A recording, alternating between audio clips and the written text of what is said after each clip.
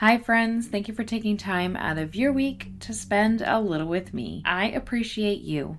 This week we're taking a look at the case of Nicole Kazinskas and Billy Sullivan. As always, I ask you all to join me as we remember Jeanne Dominico. Jeanne Dominico was born in Malden, Massachusetts on August 29, 1959, to Charles and Helen. She was one of 3 children to the couple. Jeanne grew up in Braintree, where she attended Braintree High School.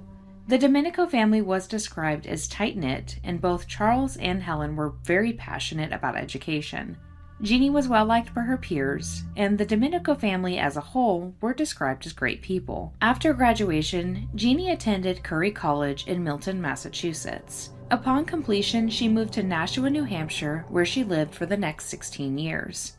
During this period in her life, she met Anthony Kazinskas. Anthony and Jeanne married and had 2 children, a daughter named Nicole, and a son named Charles. The relationship between Jeanne and Anthony was rocky at best. It was alleged that Anthony put his hands on Jeanne, and Jeanne reached her breaking point. She would rather struggle as a single mother than raise her children in a tumultuous environment. So in 1999, Anthony and Jeanne divorced. After her divorce, Jeanne poured her time into her children. She worked 3 jobs, 1 full-time position and 2 part-time. When Jeanne wasn't at work, she maintained her household. Jeanne did everything to ensure both Nicole and Charles had everything they needed. She was very close with Nicole and kept a close eye on both of them. She supported them in their extracurriculars by volunteering and even held a spot on the PTO board at her son's school. Jeanne was described by friends as a very kind and caring person. She was always there to help anyone in need. She was well liked by coworkers, with one in particular being completely smitten with her. Chris McGowan worked alongside Jeanne at the Oxford Health Association. He was drawn to Jeanne, stating she was such a strong and beautiful woman, and that he'd never met anyone like her before. The two started dating in October of 2000. And as the months passed, Chris slowly started to fill the role of the patriarch. With the growth of her romantic relationship, the one with her daughter started to falter. Nicole Kazinskas was born on June 6, 1987 in Nashua, New Hampshire, to parents Jeanne and Anthony. Her parents finalized their divorce when Nicole was 12. After her father moved out, Nicole felt he abandoned their family. Nicole and Charles were not close to him during their adolescent years, which caused Nicole to harbor resentment towards him. According to Nicole, his departure changed her perspective on life. By the following year, Nicole was a freshman at Nashua High School, where she was considered a social outcast. Nicole had very little friends, dealt with bullies, and held no hobbies outside of school. Her closest friend at the time was her mother, Jeanne. Nicole and her mother did everything together. When her mother began her relationship with Chris, Jeanne couldn't dedicate all of her time to just her children. She continued to be there for them, but her time was split. According to her children, Chris was a great guy, and he treated them like they were his children. He stayed over on the weekends, and they all spent time together. They were becoming the picture-perfect nuclear family. While home life seemed to be okay, Nicole was quietly spiraling. She kept to herself, only exposing her true feelings to her diary and journals. According to most of her entries, Nicole felt alone. She wanted companionship, and she wanted to feel like she mattered to someone.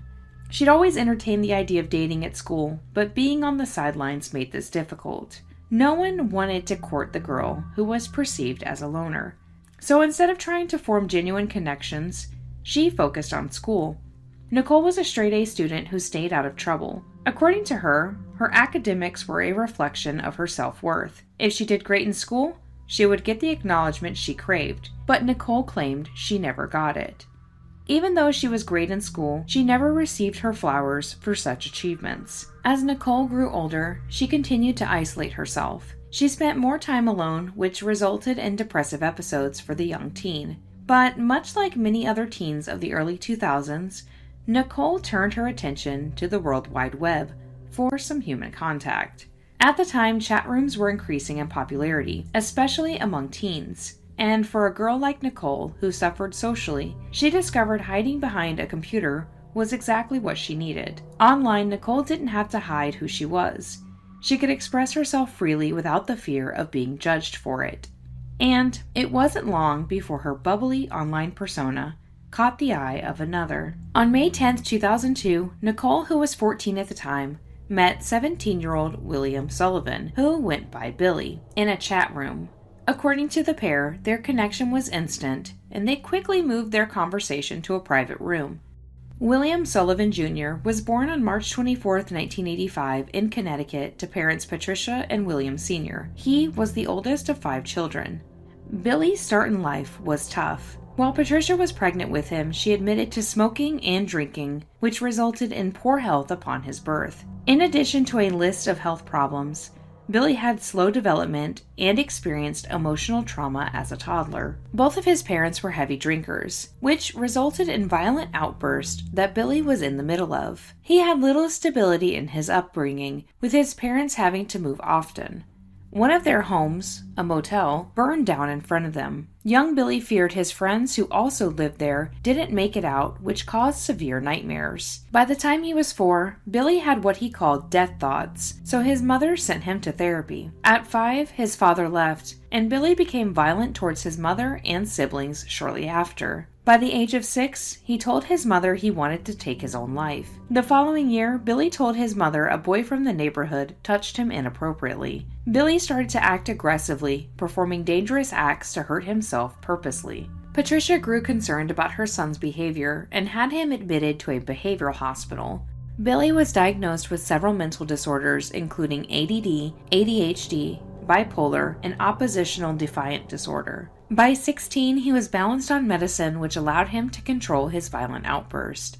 Billy attended Wyndham High School and worked as a line cook manager at McDonald's. He supported his mom and 4 sisters with his job. He also excelled academically, but much like Nicole, Billy also lacked a social life. Because of their alienation, Nicole and Billy understood each other. Billy and Nicole spent the next 3 days chatting online for hours. The two had a lot in common, and it didn't take long before the conversations grew passionate. On the 4th day, Billy professed his love for her. The couple exchanged phone numbers and made their relationship official. Billy lived in Connecticut and Nicole in New Hampshire, but despite the distance, their relationship intensified. They started referring to each other as husband and wife and worked out the details of their future together. The long-distance relationship carried on for weeks before Nicole finally shared the good news with her mother. Jeanne was shocked by her daughter's news, but tried to be supportive. Neither Billy nor Nicole had a license or a car to drive the 2-hour distance between them, so Jeanne agreed to drive Nicole to Connecticut. In August of 2002, Billy and Nicole met for the first time. After the first meeting, the relationship only seemed to grow. Nicole became physically attached to Billy when the two were together. If he moved, she moved, and she was always by his side. For the next year, Jeanne drove her daughter back and forth to see Billy a few times, acting as their chauffeur. According to friends, Jeanne didn't mind as much because it allowed her to have some control over the relationship. By spring of 2003, Billy, who was now 18, got his license. To celebrate, the young couple decided to plan a trip to New Hampshire.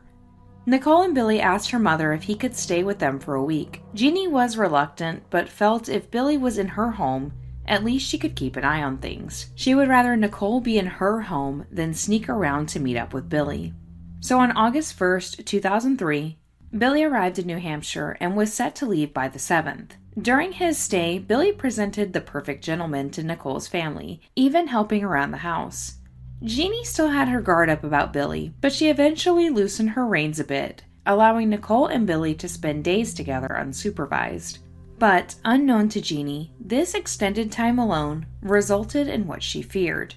According to the couple, after consummating their relationship, their affection for each other grew to a new height. Nicole especially felt she couldn't live without Billy. Instead of being apart, Billy suggested Nicole return to Connecticut with him. Both teens were excited about the prospect, creating a list of items they felt they would need for an apartment. But one issue lay in their way: Jeanne. To help argue their point, the couple wrote a letter expressing their love for one another and Nicole's desire to move in with Billy. When Jeanne received the letter, she was appalled. She explained to Nicole that she couldn't move. She was only 16 and still in high school. Jeanne told the couple this had to end. She told Billy he needed to return home and the two needed a break from each other. She wanted Nicole to take a step back and return to her reality before Billy. She wanted her to return her focus to school and chorus. Nicole explained to her mother she planned to emancipate herself to be with Billy. Jeanne drew the line and told Nicole enough was enough. As the week carried on, Jeanne was counting down the days for Billy's return, while hostility towards her mother brewed within Nicole. On August 6, 2003, Jeanne and Chris woke early to go to work, while Nicole and Billy had plans to go to the bowling alley and the mall to spend their last day together. They wrote a note and left it on the counter in case Jeanne returned home before they did. Chris left work a little earlier than Jeanne. He had to go by his house to shower, then planned to pick up pizza for dinner for a game night at home with the kids. He stopped by her desk, kissed her goodbye, and said he would return sometime after 7. Chris went about his day. He arrived home and tried to call Jeanne's house to see if she'd made it home yet, but no one answered. After completing his task, he picked up the pizza and headed over to Jeanne's. He missed a call from Nicole, where she left a message asking Chris if he'd heard from her mom, since no one answered the phone. Chris didn't think anything of it as he pulled in front of the house, where Jeanne's car was parked. He walked up to the door when he noticed it was ajar. He opened it up and called out for Jeanne, but there was no answer. As he moved into the kitchen, he found Jeanne face down on the floor. Blood was everywhere. Chris quickly called 911 and reported the incident. When police arrived, the area was taped off. In addition to the kitchen, there was blood in the living room, on the counter, in the sink, and on the refrigerator. A discarded knife was found in the backyard. There was a clear sign of a struggle. The coffee table in the living room was split in half. Jeanne's body was taken to the coroner's office for examination, where they discovered she suffered 57 stab wounds and a fractured skull. At the time, police had no suspects. It seemed like a random act of violence. Detectives asked where the kids were, to which Chris replied Charles was at a friend's house and Nicole spent the afternoon at the mall. She was due back at the house soon since they were supposed to have dinner. When asked about Jeanne's relationship with her children, Chris stated it was good, other than the occasional argument about Nicole's boyfriend. However, he did not feel Nicole or Billy had anything to do with her death. While Chris was at the station, Nicole and Billy eventually returned to the house. Shortly after 10 p.m., Nicole and Billy arrived where they noticed the heavy police activity. Nicole seemed concerned, asking detectives what was going on. They didn't provide much information other than they needed to speak to them. Nicole and Billy were separated and asked to give interviews at the station. Both of them complied. Billy and Nicole arrived at the station at different times. Nicole was first, followed by Billy 20 minutes later. Once Nicole was in the interview room, she was informed of her mother's death. Nicole didn't seem to take the news as expected. In fact, she was more concerned about Billy. Detectives then asked her to detail her and Billy's day together. Nicole explained they left the house for the mall, but made several stops along the way, including Dunkin' Donuts, the bowling alley, Walmart, then finally the mall. She also informed the officer after the mall they decided to catch a 7 p.m. movie. Shortly after his arrival, Billy was also interviewed, where he detailed the same story as Nicole. The interviewing officer noticed he was nervous. All details aligned accordingly with Nicole's account, except for one. Per Billy, they decided not to watch the movie. Officers returned to Cole with this information about their stories not lining up. They pressured her to tell them what happened. Nicole, with her head in her hands, began to talk. Nicole explained she argued with her mother about emancipation and moving out with Billy multiple times over the past week, but this time around, it turned physical. She claimed on the 6th, she told her mother she was leaving with Billy, and Jeanne attacked her.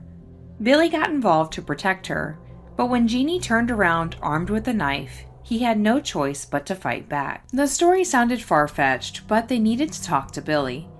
By this point, Billy was left in the interview room for quite some time, and was even more off than before. His nervousness now manifested as physical sickness.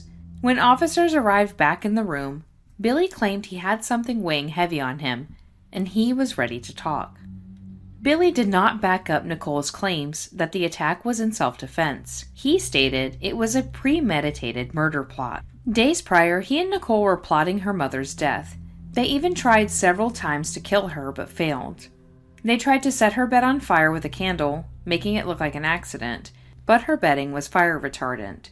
They tried to poison her coffee creamer with cold medicine, and Billy also added bleach to the same container, but got the same results.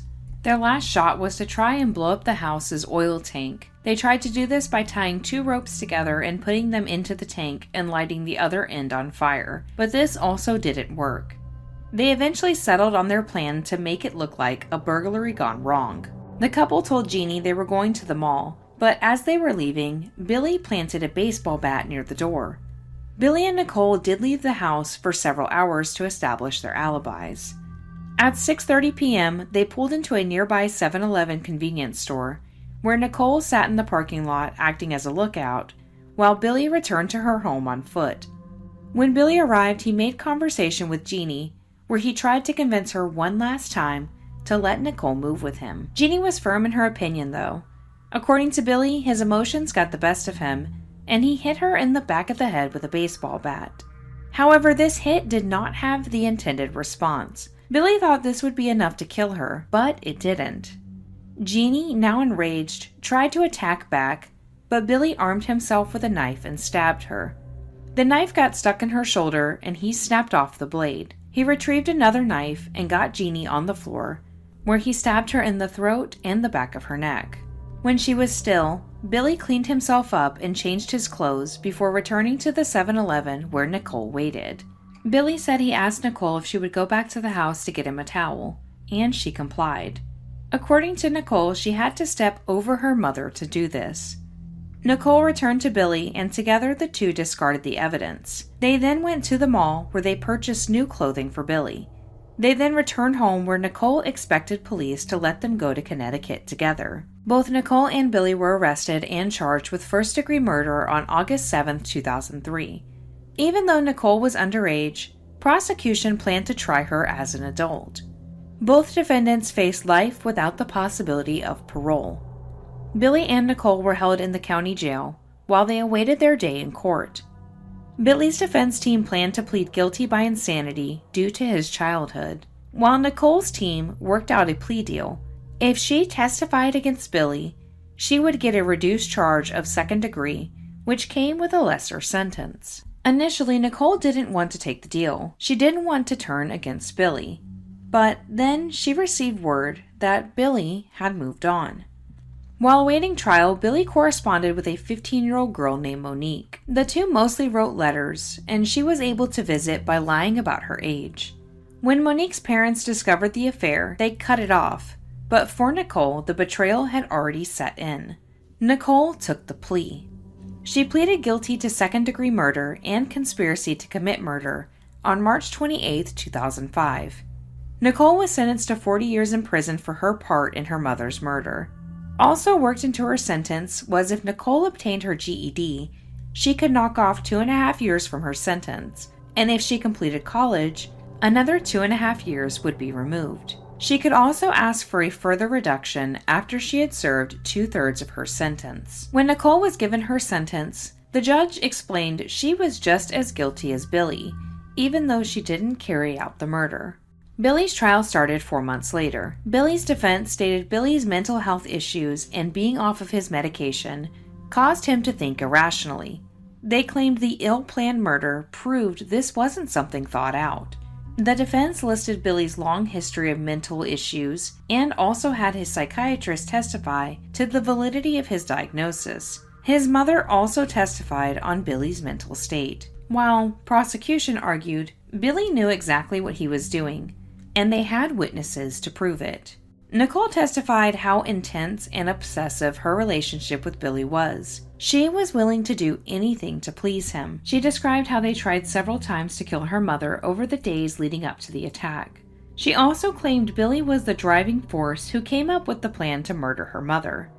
The defense submitted a letter Nicole wrote to Billy, where she claimed she would kill for him, which made her testimony hold less weight in the eyes of the jury. Initially, it seemed the jury was in the favor of the defense. That was until prosecution put Monique on the stand. Monique testified that during her time with Billy, they wrote many letters back and forth. In one of these letters, Billy not only admitted to murdering Jeanne, but detailed every bit of the attack, including her last words. Monique and Billy's relationship ended due to her parents, but Billy told Monique he would take care of them, that nothing could stand in the way of their love. After 18 days of trial, it was up to the jury to decide whether Billy was insane at the time or completely aware of what was going on. After 2 days of deliberation, Billy Sullivan was found guilty of first-degree murder on July 15, 2005. After his conviction, both Chris McGowan and Nicole's stepsister, Amy Beth, provided victim impact statements. While both described how beautiful a person Jeanne was, Billy couldn't bear to witness it. He told the judge he didn't want to sit and listen to the statements.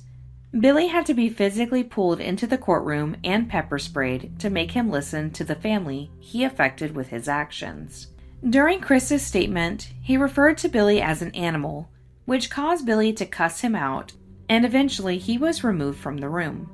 Billy is incarcerated at the New Hampshire State Prison for Men. He was granted a new trial in 2008 because the trial judge erred in dismissing a juror during deliberations. He was retried in 2009, where he was found guilty again. Billy is currently serving a life sentence. Nicole was booked into the New Hampshire Correctional Facility for Women. During an interview, Nicole described how Billy took hold of her life because she had no goals or friends, and he showed her the attention she craved. Regardless of her love for her mother, she didn't get that kind of affection from her. Nicole claimed if someone had tried harder to reach out, things could have been different. Nicole is currently set to be released in 2041. Jeanne was laid to rest in St. James Cemetery in Whitman, Massachusetts. Hi friends, if you made it this far, thank you so much for watching. As always, I'm interested in hearing your thoughts, so leave them below and we can chat about this case. If you found this to be informative, please consider giving the video a thumbs up to let YouTube know you want more from me. And lastly, if you're not subscribed yet, you should, because we would love to have you under the ash tree. Thank you once again for joining me. You don't have to, and you do, and that means the most. I hope you have an amazing week ahead of you, because you deserve it. But for now, we must part ways. So stay safe out there, and I will see you in the next one. Bye, friends.